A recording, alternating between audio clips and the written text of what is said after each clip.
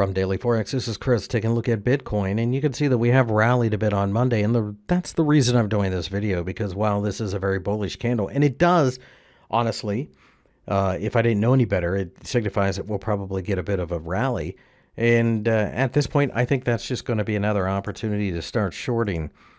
Somewhere between 4,000 and 4,500, I would expect to see exhaustion. That's assuming we even get there, but a candlestick like this generally does mean we're going to get some play. But you can see we've done it before here recently.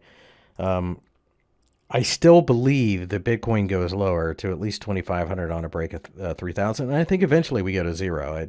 I count myself very fortunate because unlike a lot of other websites, I'm not here to get you to keep coming back and looking for that magic bullet to make you wealthy. I'm allowed to actually give my opinion.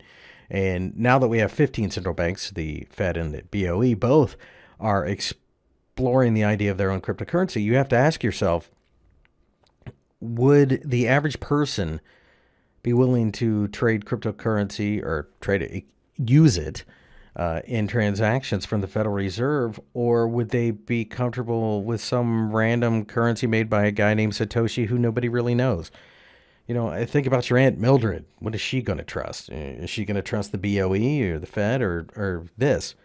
I think that's the biggest problem here. Just quite frankly, it's a great idea, but it's going to be taken over by the bankers, which directly flies in the face of everything that it stood for. And that's, I do think that's truly unfortunate, but it is what it is. So at this point, I think, although this is encouraging, you'll have an opportunity to short it again somewhere around 4,000, maybe a little bit higher.